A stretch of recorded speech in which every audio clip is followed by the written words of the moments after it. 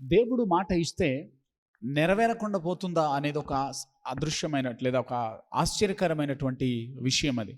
చాలామంది తమ తమ జీవితంలో వాగ్దానాలు తీసుకొని దేవుడు మాట ఇచ్చాడని, దేవుడు చెప్పాడని, దేవుడిది జరిగిస్తాడని నమ్ముతూ విశ్వసిస్తూ కూడా దేవుడు చెప్పిన మాటలు వారి జీవితంలో నెరవేరకుండా మిగిలిపోతూ ఉన్నాయి.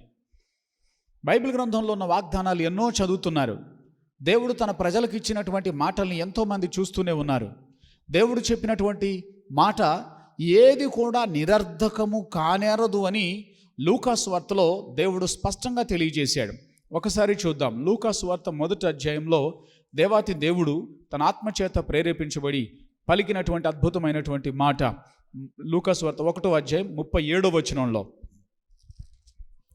దేవుడు చెప్పిన ఏ మాట దేవుడు చెప్పిన ఏ మాట అయినను నిరర్ధకము కానేరదని ఆమెతో చెప్పెను. దేవాతి దేవుడు చెప్తున్న మాట, దేవుడు చెప్పిన ఏ మాట అయినను నిరర్ధకము కానేరదు, జరగకుండా పోదు, అది అర్థవంతంగా ఉంటుంది, అది ఖచ్చితంగా జీవితంలో నెరవేరుతుంది, అది జరిగి తీరుతుంది అని వాక్యంలో స్పష్టంగా తెలియచేయబడింది. మరి ఆ మాటకు వస్తే ఎంతమంది జీవితంలో ఈ విధంగా మాట నెరవేరుతూ ఉంది?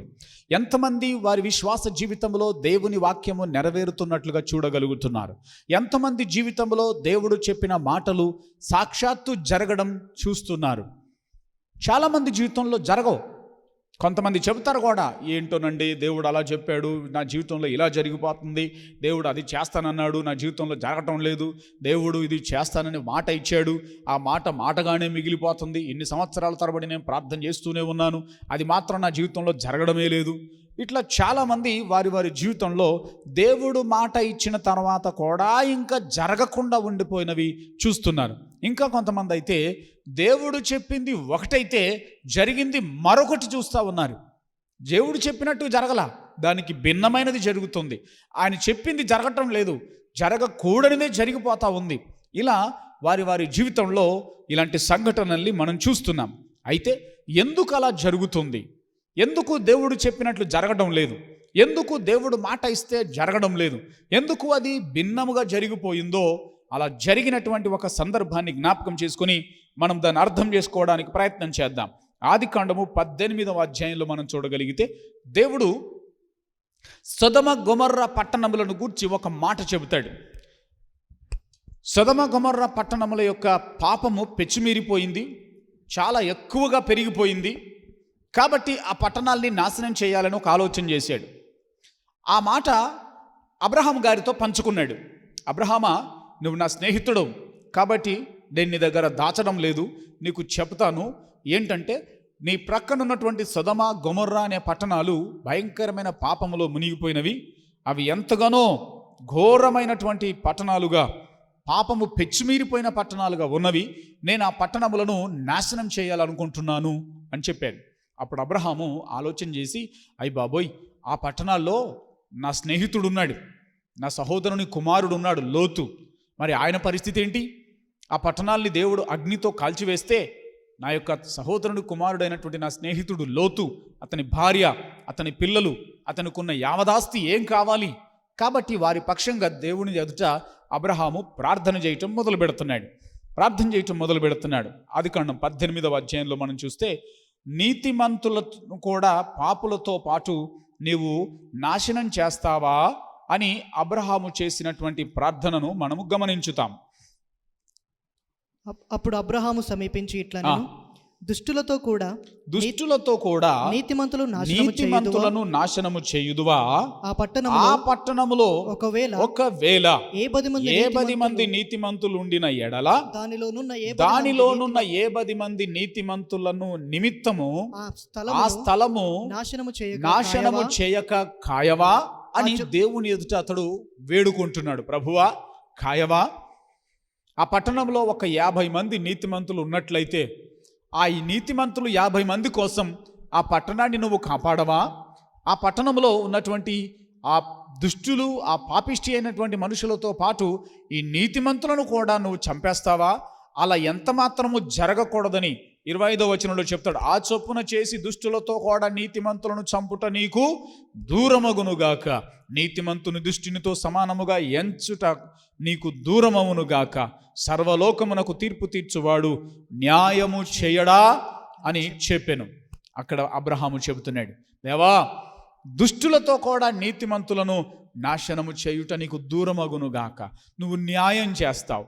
దుష్టులు, దౌర్భాగ్యుల కొరకు నీతిగా బ్రతికిన జనాంగాన్ని, మంచివారిని, భక్తిపరులను, దేవుని దృష్టికి యథార్థముగా జీవించుచున్న వాళ్లను నువ్వు నాశనం చేస్తావా?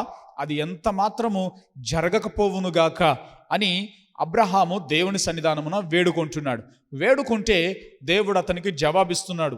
ఆదికాండం 18వ అధ్యాయం 26వ వచనంలో యెహోవా చెబుతున్న మాట, యెహోవా సొదొమ పట్టణములో ఏ 10 మంది నీతిమంతులు నాకు కనబడిన ఎడల వారిని బట్టి ఆ స్థలమంతటిని కాయుదున నేను. దేవునికి స్తోత్రం, హల్లెలూయా. ఏ 10 మంది నీతిమంతుల నిమిత్తము ఆ పట్టణమంతటిని కూడా, స్థలమంతటిని కూడా కాపాడుతానని చెప్తున్నాడు దేవుని మాట. ఎంత అద్భుతమైనటువంటి మాట ప్రియ దేవుని వారలారా. సొదొమ గొమొర్రా పట్టణాల్లో కనీసం 50 మంది నీతిమంతులు ఉంటే ఆ పట్టణాన్ని నేను కాపాడుతానని దేవుడు మాట ఇచ్చాడు. గమనించాలి, ఈ రోజుల్లో క్రైస్తవ సమాజమా, భారతదేశంలో క్రైస్తవులు చాలా తక్కువ మంది, పర్వాలేదు. ప్రభుత్వ లెక్కల ప్రకారం సుమారుగా 2 లేక 3% అంటారు. సహజంగా చూస్తే మాత్రం కనీసం అంటే ఒక 20-25% మంది క్రైస్తవులు ఉంటారని బయట వాళ్ళ సమాచారం మనకు తెలుసు. అయినా సరే 50 మంది నీతిమంతులు ఉంటే చాలు, ఒక పెద్ద సిటీని, ఒక పట్టణాన్ని, ట్విన్ సిటీస్ సొదొమ గొమొర్రా అనే 2 పట్టణాలను నేను కాపాడుతానని దేవుడు మాటిచ్చాడే. ప్రియమైన క్రైస్తవ సమాజమా, నువ్వు కూడా ఒక నీతిగా బ్రతికితే, దేవుని నీతిని కాపాడుకుంటే, విశ్వాసాన్ని కాపాడుకుంటే, దేవుని దృష్టికి నీతిమంతులుగా జీవించగలిగితే, నిన్ను బట్టి నీ పట్టణాన్ని దేవుడు కాపాడుతాడు, నిన్ను బట్టి నీ గ్రామాన్ని దేవుడు కాపాడుతాడు, నిన్ను బట్టి నీ కాలనీని దేవుడు కాపాడుతాడు, నిన్ను బట్టి నీ సమాజాన్ని దేవుడు కాపాడుతాడు. కాబట్టి నీతిమంతులుగా బ్రతకడానికి మనము ముందుకు రావాలి, మనము సిద్ధపడాలి, మనము దేవునికి అప్పగించుకోవాలి, నీతిమంతులుగా బ్రతకడానికి ఇష్టపడాలి. కష్టమైన పనే. ఈ సమాజంలో చూస్తే నీతిమంతుడుగా బ్రతకడం చాలా కష్టమే. అయినప్పటికీ ప్రయత్నం చేయాలి, ప్రయాసపడాలి, కష్టపడాలి, నీతిమంతుడుగా బ్రతకాలి. అప్పుడు మన తోటి సమాజానికి మనము రక్షణార్థంగా ఉండగలమని ఈరోజు మనం గ్రహిస్తున్నాం ప్రియ దేవుని వారలారా. అయితే అబ్రహాము మరొక అడుగేసి దేవుని దగ్గర మరొక చర్య తీసుకొని, మరొక అవకాశాన్ని తీసుకొని మాట్లాడతాడు. ఆయన చెప్పినటువంటి మాట చూద్దామా? 27వ వచనంలో, అందుకు అబ్రహాము, ఇదిగో ధూళియు బూడిదయునైన నేను ప్రభువుతో మాటలాడ తెగించుచున్నాను. ఏ 10 మంది నీతిమంతులలో ఒకవేళ 5 తక్కువైనందున ఈ 5 తక్కువైనందున ఆ పట్టణమంతయు నాశనం చేస్తావా అని మళ్ళీ ప్రభువుని అడుగుతున్నాడు. దేవునికి స్తోత్రం కలుగునుగాక. ఎంత చక్కగా అబ్రహాం యొక్క ఆశ చూడండి. తన సహోదరుని కుమారుడు అక్కడ ఉన్నాడు గనక అతని కొరకు తను వేడుకుంటూ ఉన్నాడు. అయ్యా, 50 మంది ఉంటే కాపాడతానన్నావు, సంతోషం. ఒకవేళ అక్కడ ఒక 5 తక్కువైతే, ఒక 45 మందే గనక ఉంటే, ఆ 5 తక్కువైనందుకే ఆ పట్టణాన్ని కాల్చేస్తావా అని దేవుని అడిగితే, దేవుడు అన్నాడు, 45 మంది కొరకైనా కూడా నేను కాపాడుతానన్నాడు. తర్వాత అంటాడు, ఒకవేళ 35 ఉంటారేమో, ఒకవేళ 20 మందే ఉంటారేమో అంటూ మాట్లాడుతూ చిట్ట చివరికి ఎక్కడికి వచ్చాడు? 32వ వచనంలో, అతడు ప్రభువు కోపపడని ఎడల నేను ఇంకొక మారే మాట్లాడేదను. ఒకవేళ అక్కడ 10 మందే కనబెడదురేమో అన్నప్పుడు ఆయన దేవుడు అంటున్నాడు, ఆ 10 మందిని బట్టి నాశనము చేయక ఉందును. స్తోత్రం, హల్లెలూయా. దేవుని మనసు ఎంతకి రక్షించాలని ఆశపడుతుంది. ఒకళ్ళు తక్కువైనా పర్వాలేదులే కాపాడదాం, ఒక విషయంలో జారిపోయినా పర్వాలేదులే కాపాడదాం అని దేవుని మనస్సు ఎప్పటికీ కూడా ఒక వ్యక్తి పట్ల కానీ, ఒక సమాజం పట్ల కానీ, ఒక ప్రాంతం పట్ల కానీ రక్షించాలనేటువంటి దృష్టితోనే దేవుడు చూస్తాడు. కాపాడాలి అనే ఒక దృష్టితోనే దేవుడు చూస్తాడు.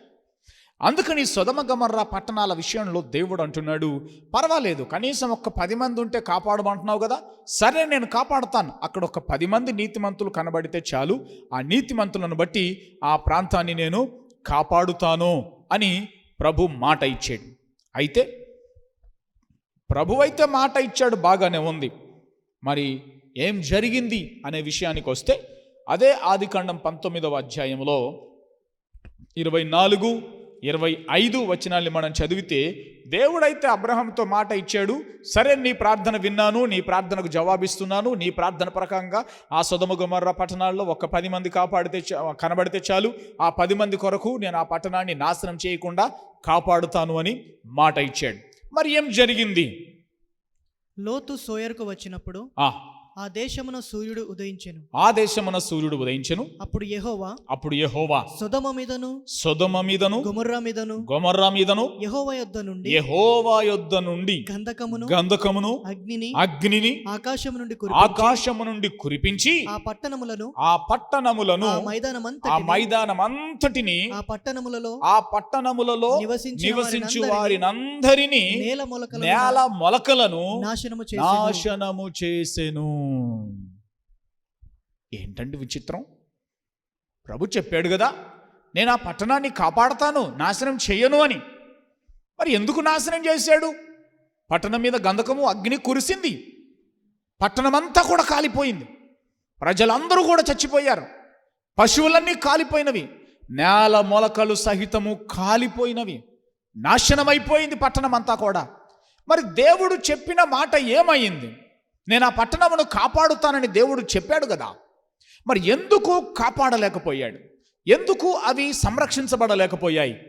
ఈరోజు మనం దాన్ని ధ్యానిస్తాం. మీ జీవితంలో కూడా ఇలాగ దేవుడు చెప్పిన మాటలు ఎన్నో, అయ్యో దేవుడు అలా చెప్పాడు కదా, ఇలాగెందుకు జరిగింది, అయ్యో దేవుడు అలాగ అన్నాడు కదా, ఇలాగెందుకు జరిగింది, అయ్యో దేవుడు అది ఇస్తానన్నాడు కదా, ఇంకా ఇవ్వలేదేంటి అని అనుకుంటున్నారా? అదే మాటని దీన్ని కూడా బలపరుస్తుంది కదా. అవునండి, నిజమే. లోతు జీవితంలో కూడా అలాగే జరిగింది, సొదొమ గొమొర్రా పట్టణాల జీవితంలో కూడా అలాగే జరిగింది. దేవుడు అన్నాడు నేను కాపాడతానని, కానీ చివరికి జరిగింది ఏమిటి? అగ్నితో ఆ పట్టణాలు కాలిపోయి నాశనమైపోయాయి. ఏంటి కారణం? ఎందుకు అలా జరిగింది? ఎందుకనంటే అక్కడ చెప్తున్నాడు, ఒక్క 10 మంది నీతిమంతులు నాకు కనబడితే నేను ఆ పట్టణాన్ని కాపాడుతా. అంటే దీని అర్థం ఏంటి? 10 మంది నీతిమంతులు కూడా ఆ పట్టణంలో లేరు. ఆ కారణం చేతనే దాన్ని దేవుడు నాశనం చేశాడు. ప్రియమైన దేవుని వారులారా, దేవుడి నుంచి ఈవులు పొందాలనిచ్చినప్పుడు, దేవుడి నుంచి రక్షణ పొందుకోవాల్సి వచ్చినప్పుడు, దేవుడి నుంచి మేలులు అనుభవించాల్సి వచ్చినప్పుడు, దేవుడు చెప్పిన మాట నెరవేరాలి అనుకుంటున్నప్పుడు, దేవుడు ఇచ్చినటువంటి వాగ్దానం మన జీవితంలో జరగాలి అనుకుంటున్నప్పుడు ఏం కావాలి?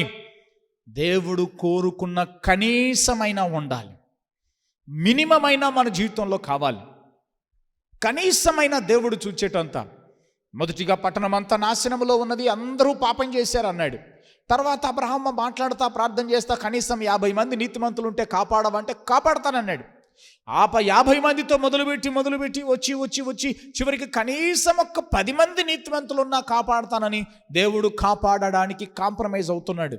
కానీ కాపాడబడడానికి కావలసిన అర్హత ఆ పట్టణము లేదు, ఆ పట్టణము పొందుకోలేదు, ఆ పట్టణము కలిగి ఉండలేదు. కాబట్టి ప్రియ దేవుని వారులారా, దేవుడు నీకు చెప్పినటువంటి మాట, నీకు ఇచ్చిన వాగ్దానం నీకు నెరవేర్చాలి అనుకుంటే నువ్వేం చేస్తున్నావు? కనీసమైన ఉన్నావా? కొంతైనా ఆయనతో ఉన్నావా?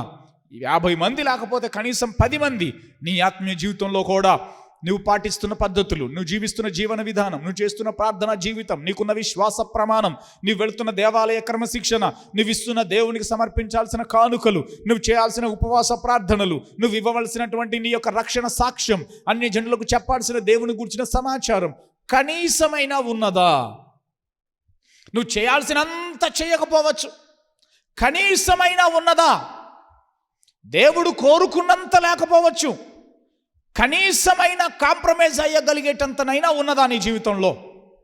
అది ఈరోజు దేవుడు కోరుతున్నాడు. ఇంకో మాట చూపిస్తాను బైబిల్ గ్రంథంలో. మత్తయి సువార్త 23వ అధ్యాయం 37వ వచనంలో చదివితే అక్కడ కూడా దేవుడు తెలియజేసే ఒక అద్భుతమైనటువంటి మాట చూస్తాం. దేవుడు రక్షించాలి, కాపాడాలి అనుకుంటే కాపాడబడలేకపోయినటువంటి సందర్భాన్ని మనం చూడబోతూ ఉన్నాం. యెరూషలేమా యెరూషలేమా యెరూషలేమా, ప్రవక్తలను చంపుచు నీ యొద్దకు పంపబడిన వారందరినీ రాళ్లతో కొట్టుచు ఉండుదానా. కోడి తన పిల్లలను రెక్కల క్రింద ఎలాగూ చేర్చుకొనునో అలాగే నేనును నీ పిల్లలను ఎన్నో మార్లు చేర్చుకోవాలని ఉన్నాను. కానీ మీరు ఒళ్ళకపోతివి. దేవుడట యెరూషలేం పట్టణాన్ని, ఆ ప్రజలను, ఆ చుట్టుపక్కల ఉన్నటువంటి ఇశ్రాయేలు జనాంగమును, యూదులను రక్షించాలనుకున్నాడట. ఎలా రక్షించాలనుకున్నాడంటే, కోడి తన చిన్నపిల్లల్ని పెట్టుకుని, చక్కగా పసిపిల్లల్ని పెట్టుకుని, గుంపును తీసుకొని చక్కగా మేత మేయటానికి అలాగ వెళుతూ ఉంటుంది. ఎప్పుడైతే ఆకాశమందు ఒక గద్ద కానీ, ఒక డాగ కానీ, ఏదైనా ఒక పక్షి వీటిని భక్షించడానికి వస్తుందనే జాడ తెలిస్తే చాలు, ఆ తల్లి కోడి ఏం చేస్తుందంటే కేక వేసి ఆ పిల్ల కోళ్ళన్నిటినీ కూడా తన రెక్కల కిందికి చేర్చుకుంటుంది, భద్రపరచుకుంటుంది. ఆ గ్రద్ద ఆకాశము నుండి తిరుగుతూ ఉన్నప్పుడు ఆ గ్రద్ద కంట పడకుండా, దానికి దొరకకుండా, దానికి చిక్కకుండా దాని యొక్క రెక్కల క్రింద తల్లి వాటిని భద్రంగా కప్పుకుంటుంది. అయితే ఒకవేళ ఏదైనా ఒక కోడి పిల్ల ఆ అరుపు విని, ఆ తల్లి కోడి పిలుపు విని కూడా రాకుండా, ఆ ప్రమాదాన్ని లెక్క చేయకుండా, ఆకాశమంది గ్రద్ద వస్తున్నటువంటి సమాచారాన్ని గ్రహించకుండా, తన తల్లి రెక్కలు చాపితే ఆ రెక్కల కిందికి రాకుండా గనక ఉంటే ఏం జరుగుతుంది? ఆకాశము నుండి గద్ద వస్తుంది, దాన్ని ఎత్తుకెళ్ళిపోతుంది, ఎక్కడో ఎత్తైన స్థలానికి తీసుకెళ్ళిపోతుంది. దాని పొట్ట చీల్చి తింటూ ఉంటుంది. ఆ బాధ తట్టుకోలేక అరిచి అరిచి అరిచి ప్రాణం విలవిలలాడి చచ్చిపోతుంది పిల్లకోడి. కాబట్టి ప్రియ దేవుని బిడ్డలారా, దేవుడు కూడా ఇశ్రాయేలు ప్రజలతో అంటున్నాడు, ఎన్నోసార్లు నేను నిన్ను నా రెక్కల కింద చేర్చుకోవాలనుకున్నాను, కానీ నువ్వు రావడానికి ఇష్టపడలేదు. ప్రియమైన దేవుని బిడ్డలారా, ఈ వాక్యం వింటున్నటువంటి మీలో దేవుడు మిమ్మల్ని రక్షించాలని కోరుతున్నాడు, దేవుడు మిమ్మల్ని భద్రపరచాలని కోరుతున్నాడు. ఎన్నెన్నో ప్రమాదాలు సోకకుండా, ఎన్నెన్నో నష్టాలు జరగకుండా, ఎన్నెన్నో విపత్తులు నీ మీదికి రాకుండా నిన్ను సంరక్షించి క్షేమంగా ఉంచి సురక్షితమైనటువంటి ఆయన రెక్కల కింద చేర్చుకోవాలని ఆయన ఆశపడుతున్నాడు. అయితే వస్తున్నావా? ఆయన అనేక సార్లు రెక్కలు చాపుతున్నాడు నిన్ను రక్షించాలని. ఆయన ఉద్దేశం నిన్ను రక్షించాలి, ఆయన యొక్క కోరిక నిన్ను కాపాడాలని. అయితే నువ్వు ఆయన చేతి కిందికి రాలేకపోవటం చేత, ఆయన యొక్క క్షేత్రములోనికి రాలేకపోవటం చేత, ఆయన అనుకున్నటువంటి ఆత్మీయ స్థితిలోనికి రాలేకపోవటం చేత, ఆయన కోరుకున్నటువంటి స్థలములో నీవు ఉండలేకపోవటం చేత, ఆయన అనుకున్నటువంటి స్థితిలో నీవు బ్రతకలేకపోవటం చేత నిన్ను నీవే నాశన పాత్రంగా చేసుకుంటున్నావు, నిన్ను నీవే నష్టానికి మూలముగా చేసుకుంటున్నావు. అందుకని ఈరోజు ప్రియ దేవుని వారలారా, దేవుడు మాట ఇచ్చాడు, జరగటం లేదు. దేవుడు రక్షించాలనుకున్నాడు, రక్షించలేకపోయాడు అనుకుంటున్నామేమో. కానీ ప్రభు అంటున్నాడు, నేను నా రెక్కలు చాపాను, నా వంతుగా నా సైడ్ నుంచి నా పక్షంగా ఏం చేయాలో చేశాను, కానీ నువ్వు రాలేదు. అందుకే నీవు విడువబడ్డావు, నీ ఇల్లు నీకు విడువబడింది, నువ్వు పాడు దిబ్బగా మారిపోతున్నావు, శాపగ్రస్తంగా మిగిలిపోతున్నావని దేవుడు తెలియచేస్తా ఉన్నాడు. కాబట్టి ప్రియ దేవుని బిడ్డలారా, ఈరోజు మనము బాగా జాగ్రత్తగా గమనించాలి. లూకాసు వార్త 13వ అధ్యాయంలో 7వ వచనంలో మరొక మాట మనం చూడబోతున్నాం. లూకాసు వార్త 13వ అధ్యాయము 7వ వచనంలో ఒక స్పష్టమైనటువంటి మరొక సన్నివేశాన్ని ఈ విధంగా మనం ధ్యానం చేస్తాం. గనుక అతడు ఇదిగో 3 ఏండ్ల నుండి నేను ఈ అంజూరపు చెట్టును పండ్లు వెతకవచ్చుచున్నాను గాని, ఈ పండ్లు వెతకడానికి వస్తున్నాను గాని ఏమీయూ దొరకలేదు. దీనిని నరికివేయుము. దీని వలన ఈ భూమి ఎలాగూ వ్యర్థమైపోవునని ద్రాక్ష తోటమాలితో చెప్పెను. సందర్భాన్ని చెప్తాను, బాగా జాగ్రత్తగా గమనించండి. ఒకానొక వ్యవసాయదారుడు ఆయనకి ఒక తోట ఉంది, ద్రాక్ష తోట. ఆ ద్రాక్ష తోటలో ఒక ప్రక్కన ఒక చక్కని అంజూరపు చెట్టును పెట్టుకున్నాడు. ఈ ద్రాక్ష తోట ఏంటంటే ద్రాక్షలు తీగ పారుతూ ఉంటాయి, దానికి పందిళ్ళు వేస్తారు, ఆ పందిళ్ళకి అవి పారుతూ ఉంటాయి. అందులోనే ఒక దగ్గర ఒక అంజూరపు చెట్టు పెట్టాడు. ఇదేమో అలా నిటారుగా పెరిగి చెట్టుగా ఉంటుంది. ఈ అంజూరపు చెట్టును పెట్టుకున్నాడు. అయితే ఈ అంజూరపు చెట్టు పెట్టిన తర్వాత అది ఫలమిచ్చే వయస్సు రాగానే, ఆ సమయం అవ్వగానే ఆ పండ్లు వెతకడానికి వస్తున్నాడట. సీజన్కి సీజన్ వస్తున్నాడు. వచ్చి చూస్తే ఫలములు లేవు. ఒక సంవత్సరం వచ్చాడు, ఏమీ లేవు. సరేలే చూద్దాం అనుకున్నాడు. 2వ సంవత్సరం వచ్చాడు, ఏమీ లేవు. సరే ఈసారైనా చూద్దామని 3వసారి వచ్చాడు, మళ్ళీ ఏమీ కనబడలేదు. అప్పుడు ఆయన అంటున్నాడు, ఈ చెట్టును బట్టి ఈ నేల వ్యర్థమైపోవుచున్నది, కాబట్టి దీన్ని ఏం చేయబడు, నరికేసాయి. ఏమంటే నరకడానికి పెట్టాడా చెట్టుని? ఫలించడానికి పెట్టాడు. దాన్ని నాశనం చేయడానికైనా 2 సంవత్సరాలుగా వెయిట్ చేస్తున్నాడు. ఇకనైనా ఫలించాలి, ఇకనైనా ఫలిస్తదేమోనని.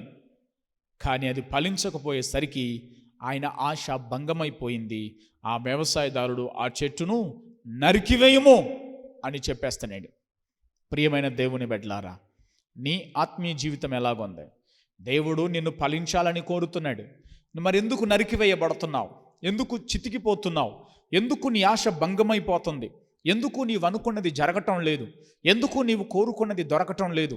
ఎందుకు దేవుడు నీ ఆశను నెరవేర్చలేకపోతున్నాడు? ఎందుకు దేవుడిచ్చినటువంటి ఆ యొక్క ఆశీర్వాదాలను నువ్వు అనుభవించలేకపోతున్నావంటే, సమయానుకూలమైనటువంటి అభివృద్ధి నీలో కనబడటం లేదు. ఆయన కోరుకున్నది నీలో లేదు, ఆయన ఆశపడుతున్నది నీలో లేదు. అక్కడ ప్రభు అంటున్నాడు, 1 సంవత్సరం చూశాడు, 2వ సంవత్సరం చూశాడు, 3వ సంవత్సరం చూశాడు, 3వ సంవత్సరం వచ్చి చూస్తే కూడా ఏమీయూ లేవు. అంటే 3వ సంవత్సరం వచ్చేసరికి కూడా కనీసం పూత లేదు, కాతకాయ లేదు, పండు అవ్వలేదు, ఇంకా పండు అవ్వలేదు, పండలేదు చెట్టు. కనీసం కాయలైనా అది లేదు కదా, కనీసం పూతైనా ఉండాలి కదా. పువ్వు కూడా లేనటువంటి జీవితం అండి. కాబట్టి అప్పుడు ఆ యజమాని అంటున్నాడు, దీన్ని బట్టి ఈ నేల వ్యర్థమైపోతుంది, దీన్ని నరికించే. ప్రియ దేవుని బిడ్డలారా, యెహోవా మాట ఇచ్చి నెరవేర్చడా అని ప్రశ్నించే వారికి ఈరోజు జవాబు అవును, ఆయన నెరవేర్చుటకు శక్తిమంతుడే. అబ్రహాముకు మాట ఇచ్చాడు, సొదొమ గొమొర్రాల్ని పట్టణాల్ని నేను కాస్తాను. కానీ అక్కడ కనీసం 10 మంది నీతిమంతులు లేరు. ఈరోజు కూడా ప్రియ దేవుని బిడ్డలారా, దేవుడు నిన్ను కాపాడడానికి, సంరక్షించడానికి ఆయన చేస్తున్నటువంటి ప్రయత్నములో కనీసమైనా లేదు. కొంతలో కొంతైనా మార్పు ఉందా? కనీసపు మార్పులు, మినిమం చేంజెస్ కనబడాలి కదా. దేవుణ్ణి నమ్ముకున్నాను అంటున్నావు, కనీస మార్పులన్న నీలో రాకపోతే ఎలా? ఆలయానికి వస్తున్నాను అంటున్నావు, కనీస ఆత్మీయ జీవితంలో ఎదగకపోతే ఎలా? దేవుడు నన్ను కాపాడాలి అనుకుంటున్న నువ్వు కనీసం దేవుని సహవాసానికి, దేవునికి అందుబాటులో ఉండకపోతే ఎలా? అందుకే నువ్వు కాపాడబడలేకపోతున్నావు. దేవుడు వాగ్దానం ఇస్తున్నాడు, మంచిదే. దేవుడు కోరుకుంటున్నాడు, మంచిదే. దేవుడు అవకాశం ఇస్తున్నాడు, మంచిదే. దేవుడు మాట ఇచ్చాడు కూడా, మంచిదే. కానీ దానికి తగిన జీవన విధానము మనలో లేనందుననే మనం వాటిని పొందుకోలేకపోతున్నామని ఈరోజు మనం నేర్చుకుంటున్నాం. కాబట్టి ప్రియ దేవుని వారలారా, ఈరోజు చాలా జాగ్రత్తగా మనం దేవుని వాక్యాన్ని గమనించాలి. యెహెజ్కేలు గ్రంథంలో 24వ అధ్యాయము 14వ వచనంలో భక్తుడు కూడా నీలాగే నాలాగే ఒక సూటిగా ప్రశ్న వేస్తున్నాడు. యెహెజ్కేలు గ్రంథము 24వ అధ్యాయము 14వ వచనాన్ని మనం చదవగలిగితే అక్కడ సూటిగా చెప్తున్నాడు, యెహోవానైన నేను మాట ఇచ్చిచున్నాను, అది జరుగును, నేనే నెరవేరుస్తాను, నేను వెనుక తీయను, కనికరింపను, సంతాపపడను నీ ప్రవర్తనను బట్టి నీ క్రియలను బట్టి నీకు శిక్ష విధింపబడును ఇదే యెహోవా వాక్కు మరియు యెహోవా వాక్కు నాకు ప్రత్యక్షమై ఇలాగు సెలవిచ్చెను, నరపుత్రుడా నీ కన్నులకు ఇంపైన దానిని నీ యొద్ద నుండి ఒక్క దెబ్బతో తీసివేయబోచున్నాను. సూటిగా మాట్లాడుతున్నటువంటి మాట, ఎంత అద్భుతమైనటువంటి ఆయన యొక్క వాక్కు తెలియచేయబడతా ఉంది. యెహోవానగు నేనే మాట ఇచ్చాను, నేనే నెరవేరుస్తాను అంటున్నాడు. అవును, మరి ఆయనే నెరవేరుస్తాను అంటున్నాడు. మరి ఎందుకు నెరవేర్చడం లేదు? నెరవేరుస్తాడు. ఆయన మాట ఇచ్చేటప్పుడే స్పష్టంగా నెరవేరుస్తాడు. స్పష్టమైన మాట ఇస్తాడు. ఏమంటాడు? సొదొమ గొమొర్రా పట్టణాల దగ్గరికి మరొకసారి వెళ్ళి మీకు పరిశీలనగా దాన్ని వివరంగా చెబుతాను రండి. 18వ అధ్యాయం ఆదికాండం 32వ వచనంలో దేవుడిచ్చిన మాట ఎంత స్పష్టంగా ఇచ్చాడో చూపిస్తాను. అతడు ప్రభువు కోపపడని ఎడల నేను ఇంకొక మారే మాట్లాడేదును. ఒకవేళ అక్కడ 10 మంది కనబడుదురేమో అన్నప్పుడు ఆయన ఆ 10 మందిని బట్టి నాశనము చేయక నాశనము చేయను. 10 మందిని బట్టి అంటే అక్కడ 10 మంది కూడా లేరు. నిన్ను కాపాడాలంటే దేన్ని బట్టి కాపాడమంటావు? దేన్ని బట్టి నేను సంరక్షించాలంటావు? దేన్ని బట్టి నీకు మేలు చేయాలంటావు? దేన్ని బట్టి నీ అపాయాన్ని తప్పించాలంటావు? ఏముంది నీలో? కనీసమైన ఉందా? కోడి తన పిల్లల్ని తన రెక్కల కిందకి చేర్చుకోవాలా కాపాడాలని, కానీ నువ్వు రాలేకపోతే ఏం చేయమంటావు? దేవుడు నిన్ను సంరక్షించడానికే పెట్టాడు, నిన్ను రక్షించడానికి మందిరం పెట్టాడు, నీకు బోధించడానికి కాపరిని పెట్టాడు, నిన్ను బలపరచడానికి సహవాసాన్ని పెట్టాడు. దేనికి కూడా నువ్వు అందుబాటులో లేనకుండా ప్రమాదాల్లో ఇరుక్కొని, నష్టాల్లో ఇరుక్కొని, సమస్యల్లో చిక్కుకొని నాశనమైపోతుంది జీవితం అంటే ఎవరు జవాబుదారి? ఈరోజు జాగ్రత్తగా గమనించాలి.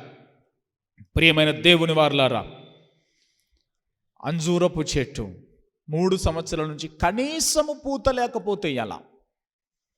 అందుకే మారు మనస్సుకు తగిన ఫలము ఫలించుడి. ఇప్పుడే చెట్టు వేరున గొడ్డలి పెట్టి ఉన్నది. లూకాసు వార్త 3వ అధ్యాయం 9వ వచనంలో దేవాతి దేవుడు మాట్లాడుతున్నటువంటి ఒక కఠినమైన లేదా ఖచ్చితమైన మాటను మనం చదవగలుగుతాం. లూకాసు వార్త 3వ అధ్యాయం 9వ వచనం. ఇప్పుడే గొడ్డలి చెట్ల వేరున ఉంచబడి ఉన్నది గనుక మంచి ఫలము ఫలించని ప్రతి చెట్టు నరకబడి అగ్నిలో వేయబడునని చెప్పెను. ప్రియ దేవుని బిడ్డలారా, ఇప్పటికైనా మారు మనస్సు పొందుడి. యెహోవా ఇచ్చిన ఏ మాట అయినను నిరర్ధకము కానేరదో. ఆయన చెప్పేటప్పుడే స్పష్టంగా చెప్తున్నాడు, 10 మంది ఉంటే చాలు, నేను కాపాడతా. నా రెక్కల క్రింద ఉంటే చాలు, నిన్ను రక్షిస్తా. కనీసం పూతన్న చూపించు, నిన్ను జీవింపచేస్తా, నిన్ను బ్రతికిస్తా. ఏ మాత్రం కూడా లేకపోవటం చేత ఆయన మాటను మనము నెరవేర్చడం చూడలేకపోతున్నాం.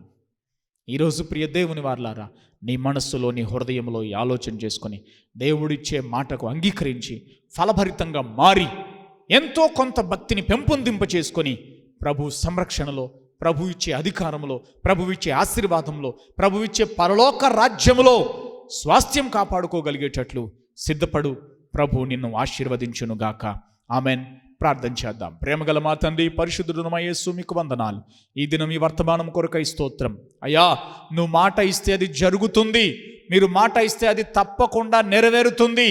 కానీ మా జీవితాలలో ఉన్న లోపమును బట్టి, మా బ్రతుకులలో ఉన్న అపరాధమును బట్టి, మా దగ్గర ఉన్నటువంటి తప్పులను బట్టి మేము వాటిని పొందుకోలేకపోతున్నాం.